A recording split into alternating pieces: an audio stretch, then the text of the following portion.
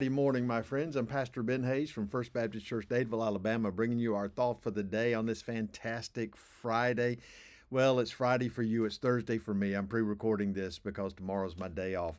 But I want you to know I'm excited about this weekend. We got a great day in store for us Sunday, 8:45 Bible study, 10 a.m. worship. We've got Greg Davis, the CEO and president of the Alabama Citizens Action Program, also host of his own radio show.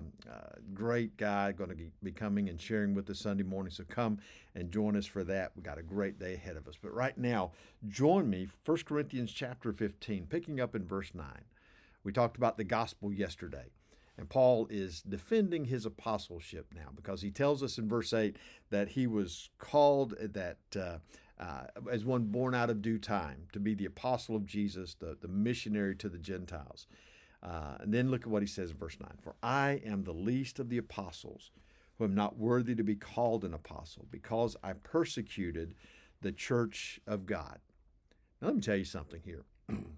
One of the things that I have discovered in my long ministry is that anybody who thinks that they are worthy to be called, worthy to be given a position, whether it's a pastor, a missionary, a teacher, even a deacon, if they think that they deserve it, they don't, because none of us deserve it. Paul says, I'm not worthy to be called an apostle. And I will tell you, I'm not worthy to be called a pastor. But by the grace of God, which is what Paul is going to talk about here, by the grace of God, he's given us that calling and blessed us with the opportunity to serve him and serve others.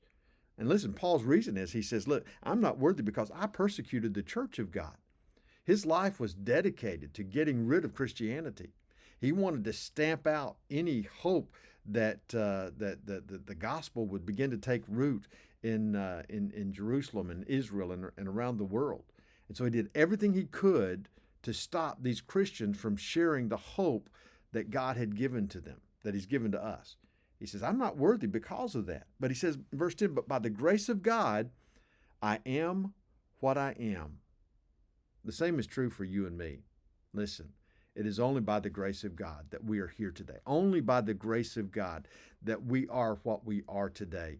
And I want you to understand something. We can never take that for granted. If it were not for the grace of God, where do you think you would be right now? Lost in your sins, headed ever downward into the spiral of sinful behavior and wickedness and evil. This world would be a much different place than it is today, except for the grace of God. But by the grace of God, Paul says, I am what I am. I am the apostle, the missionary to the Gentiles. And look at what he says. And his grace toward me was not in vain. Look, there are a lot of people out there that his grace toward them has been in vain.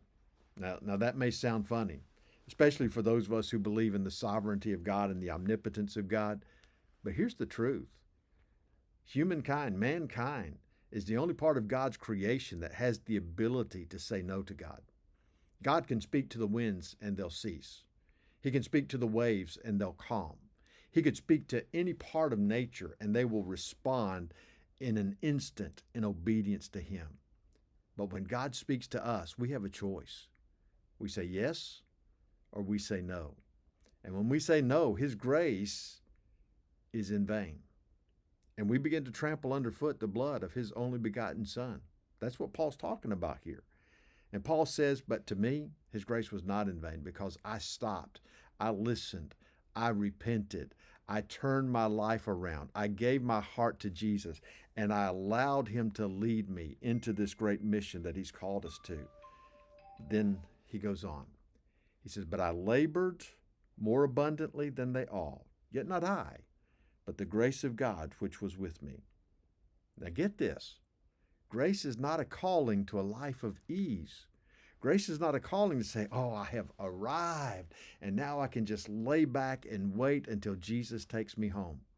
Grace is a calling to hard work. The ministry is hard work. Believing and following Christ is hard work.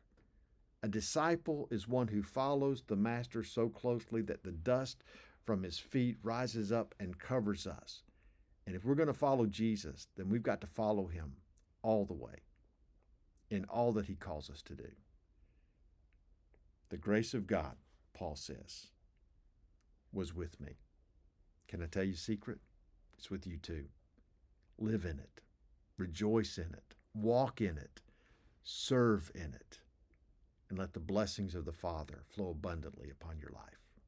Be blessed. I'll see you back here on Monday.